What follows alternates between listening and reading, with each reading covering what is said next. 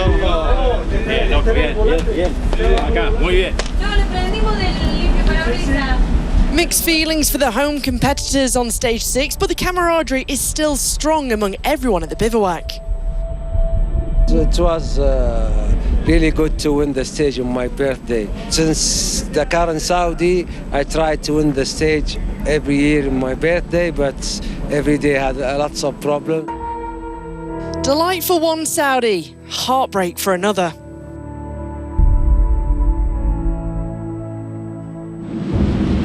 The team wait at base for Akil to arrive at 6:30 a.m. the next day. Soon it's time to head to stage 7. I'm sorry. Give me a good car. Sorry. We had a good stage until I didn't slow down early enough on Danger 2. And I went through these big rocks and I broke the rear wishbone of the car. So we had to stop. And then the person who did reach us didn't have the right part. They had the right wishbone, we broke the left wishbone. Yeah, maybe around 1 a.m. we fell asleep for a couple of hours inside the car. It was cold. And then finally we found a way out and we came back. We're a bit late for our start time for the next stage. We're not too sure if we want to start because we don't know what we're driving for anymore. We were driving for the podium just yesterday morning. But we'll see.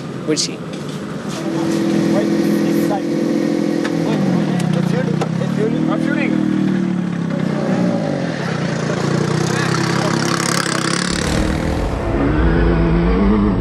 Ahmed Al-Kouari is no stranger to motorsport, first competing on 2 wheels. Hailing from a motorsport-mad family, his 2 brothers are racing in Challenger 334, 8th place today for Ahmed. Not just one Alatia, but 2 at Dakar. Khalifa is back after a stage win in 2021, 7th place today. A duel across the fast tracks. Cavigliasso finished 5th today, but lost some time to Gonzalo Guerrero, his nearest rival.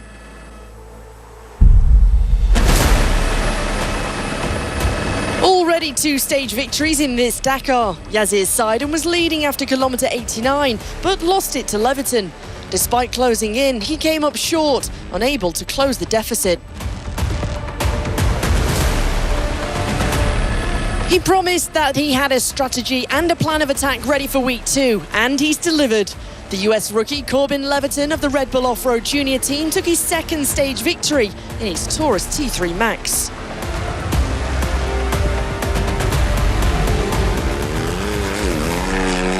Man, this Dakar, I know it's my first, but man, it seems tough. Navigation-wise, the rocks, I mean, me and Yasir were flat out for at least the last 100 kilometers and no flats. So yeah, good day for us. I'm happy.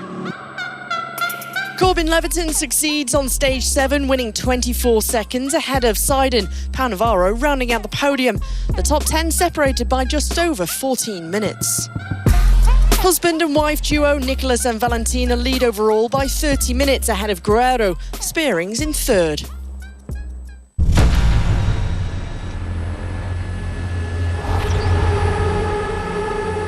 Easy for the locals traversing around Al Duadimi. How would the SSVs get on? Having learned the Dakar ropes as a truck mechanic, Joao Diaz was told there were 2 possibilities. You'd love Dakar or hate it. Clearly the former, as the multiple national SSV champion, is now mixing it with the best in Saudi for the first time. With the decorated and experienced Gonzalo Reyes beside him, the duo top 10 on the day. A long way from emulating that overall, 21st currently. Hunter Miller realised early on any overall contention was out of the question. The hunt for special wins and experience instead the focus. The Texan has yet to earn the former, but plenty of the latter. 17th on the day, but still top 10 in the general rankings. In the mix for the title 12 months ago, this time a personal battle to earn valuable experience for the future.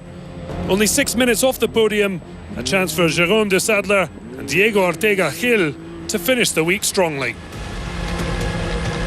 Xavier de Sutre said yesterday he and Martin Bonnet felt good and not far from victory. Today, though, they lost first their DR assistance at the midway point. Then a rock meant more time fixing and less time crushing the path to the finish. The Frenchman still not conceding anything, second overall. The run of wins came to a halt for Chaleco. After 3 on the bounce, he had to settle for a place on the bottom rung. It was always going to be a huge long shot, but shipping 9 minutes 30 to Hager means only a disaster for the American could open up the title door. Well, a bit of confusion at the start was rectified as Brock Hager and Eddie Max chugged along nicely, passing teammates Xavier de Sutre and Chaleco in the process. Missing the sands of the States, but the American still crushing it with big thanks to his Polaris crew. I had a blast. My Polaris Razor ran flawless all day today, and yeah, all the guys at Sebastian Loeb has been crushing it. I can't thank those guys enough for all their long hours. Yeah, and hopefully everyone at home is a little excited. Yesterday seemed a missed opportunity as Jeremias Gonzalez Ferrioli slipped from first to fourth. No mistake this time, the Argentine earned a second career SSV special win, just 51 seconds ahead of Hager. After missing the second half of the marathon stage, Gonzalez Ferrioli out enjoying himself. Yes, it was a nice stage. It had dunes, rocks, navigation. The truth is, it was great. A nice day out. We didn't get out of the car and we had a good pace, so I'm happy with the stage. A 5th win in a row for the Can-Am Factory team. Hager and Chaleco making up the top 3. Despite missing special moments, Brock Hager just needs to drive cleanly to become a rookie champion. An hour 35 over de Sutre and nearly 2 on Chaleco.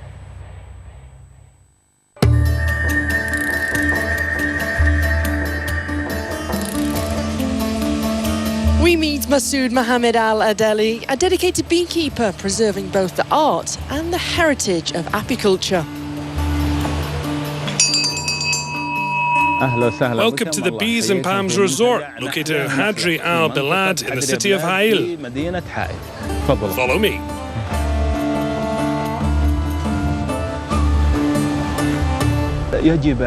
Beekeepers must understand the behavior of bees, from the moment they leave the hive to when they seek out the most beautiful aspect of nature, flowers, and gather their best resource, pollen, to produce the ultimate nectar, honey.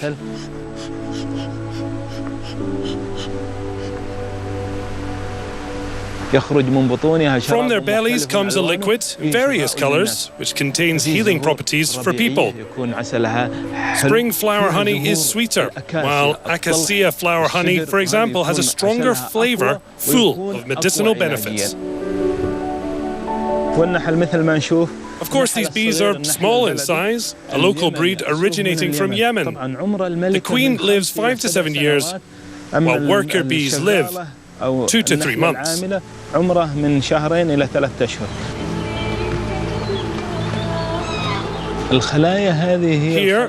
we have very old hives made from tree trunks hollowed out on the inside. The bees settle inside. We collect wax discs from both ends, front and back. In terms of production, the yield remains low, but the cultural heritage, we continue to use these hives over 200 years old. 70% of pollination happens thanks to bees. They play a key role in sustaining the cycle of life.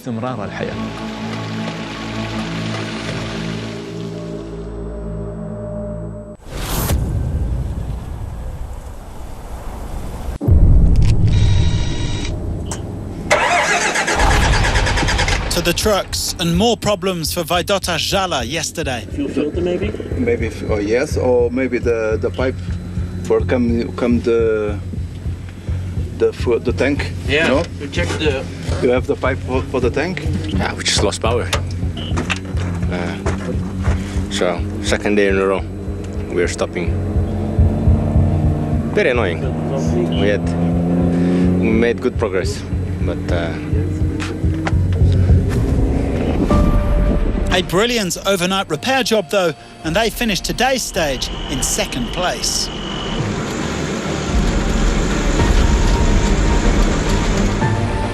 Mitchell van den Brink's topsy-turvy Dakar continued.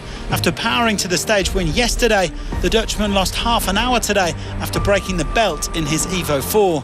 He's still second overall, but the gap to first is now 2 hours and 8 minutes.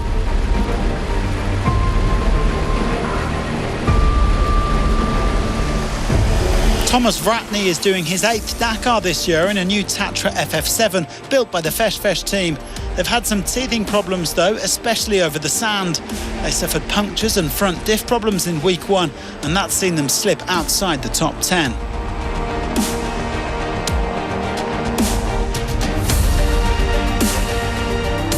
Here's an impressive looking beast, a Scania Lone Star being driven by Maurik van den Heuvel. The Dutchman's over 100 hours back overall after picking up some hefty penalties, but he was 6th fastest on the stage today.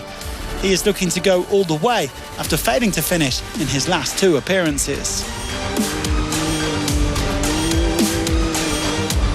Kees Kolen was back in the top 4 again today. The Dutchman said it was a very tough stage, what with all the stones and various surprises in the fast sections.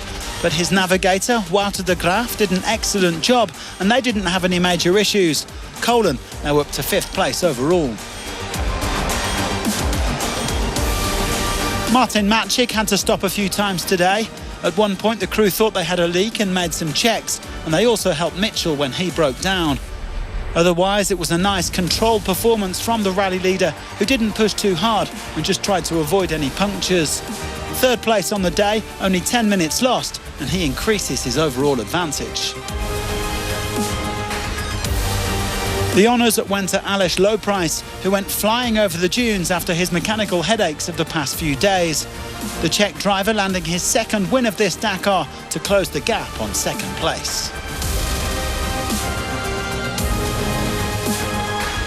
Pretty juicy stage, there was everything.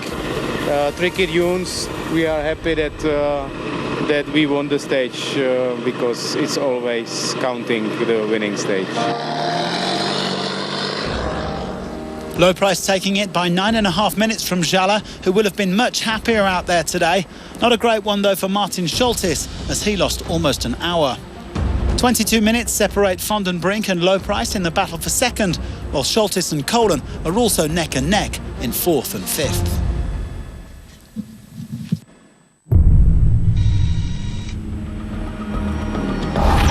The Brabeck-Letmath family has come in numbers on this year's Dakar Classic. In one car, Peter the father, and in this Mitsubishi, Andres and his brother Nicholas. But things didn't quite go as planned for them. A little roll that cost us dearly. We ended on our wheels, but we damaged the roll cage, so the Dakar Classic ends for us. But it's part of the Dakar, even in Dakar Classic. A really tough Dakar Classic, where you had to drive fast in tricky terrain. A little mistake that cost us, but you have to accept it. That's racing. Meanwhile, Father Peter is enjoying a fine run in his red Pajero for his 3rd appearance on the rally.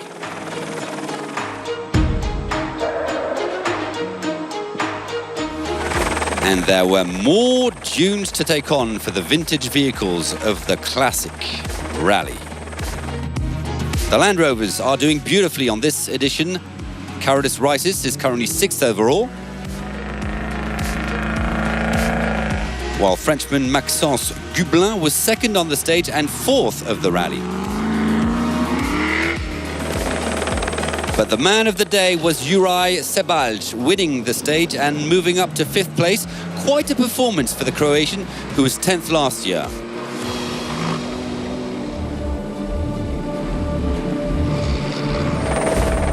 And the dunes really didn't seem to be an issue for Juan Morera in his Porsche 959, 3rd overall after winning 2 years ago.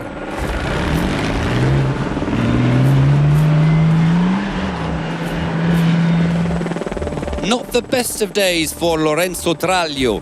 The rally leader at the rest day struggled on the stage, losing precious points. He drops down to 2nd. And And now in the lead is the title holder and regularity rally specialist Carlos Santaolalla, who managed another consistent day.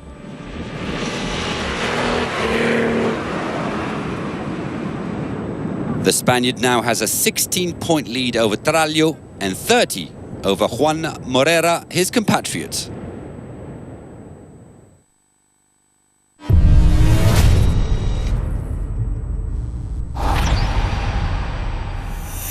Hello and welcome to the bar. Come and discover our track, which is still running on hydrogen this year for Mission 1000 Dakar future race. We're still learning, improve and progress.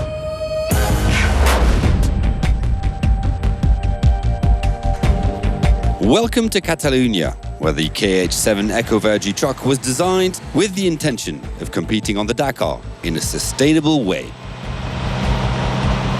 I'm Jordi Giovanteni, the driver of the truck you see here behind.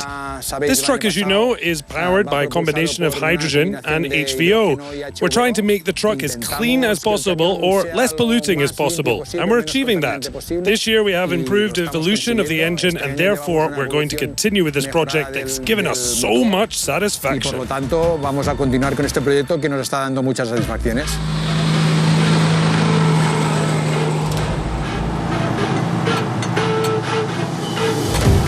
Chávez Rivas, and I'm in charge of the hydrogen systems. For us, it was really a good opportunity to test the technology in a very tough environment, like in the Dakar. So we found different opportunities to improve in terms of efficiency, in terms of, especially in the injection.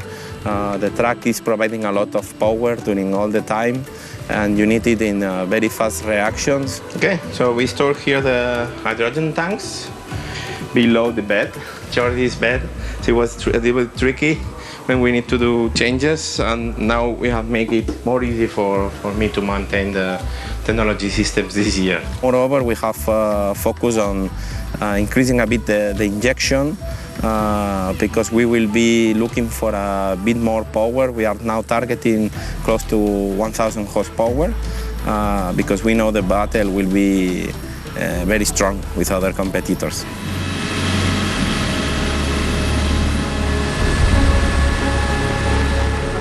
We have based during 2024, we have translated this technology to our road trucks. And also the newest technology that we are testing for the Dakar will have a role and impact to the vehicles we are developing. Okay, we are developing our own fuel cell. This will allow vehicles like trucks to run fully on hydrogen and to generate the energy on board, so no need to store electricity on the board, on the vehicle.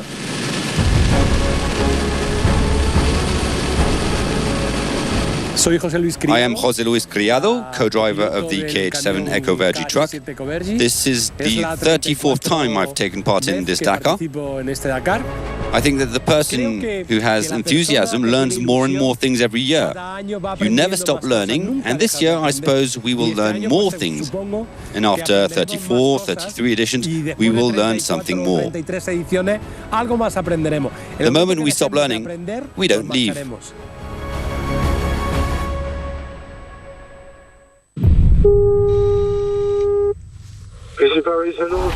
Can you hear me? Yes, I can hear you. This is rider number 70.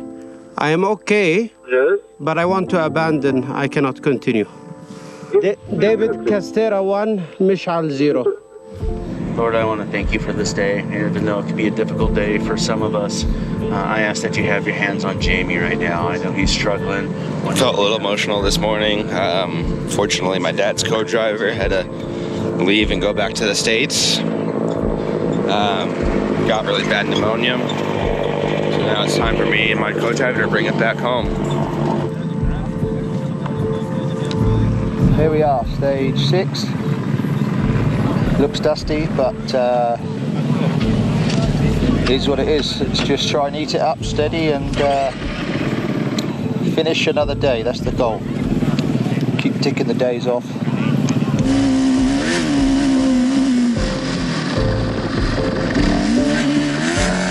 You know, you have moments when you're in the special, maybe you crash or you know, you're really tired and you're thinking, you know, I want to quit, I want to just go home. You have, you know, some moments where you doubt yourself.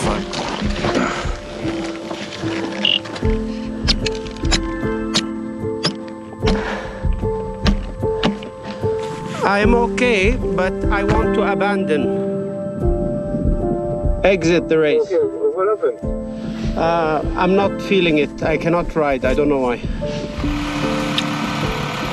That took me close to the limit.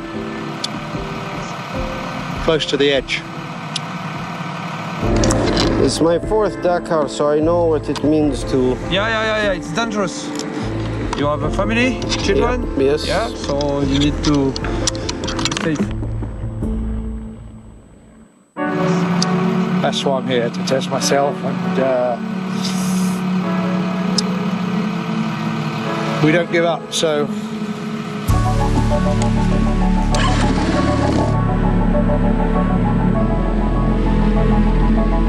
Then you have other moments of pure joy and excitement, moments when, you know, you get the right flow, you're riding good, you're navigating good, and just it's such an adrenaline booster.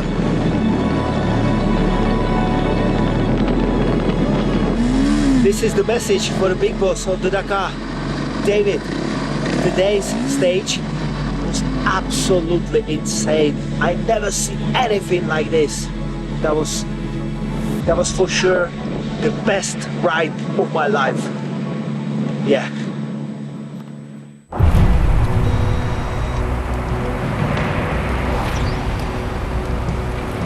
Tomorrow, 487 kilometers to the Saudi Arabian capital, Riyadh. Established back in 1746, Riyadh is the heart of the nation.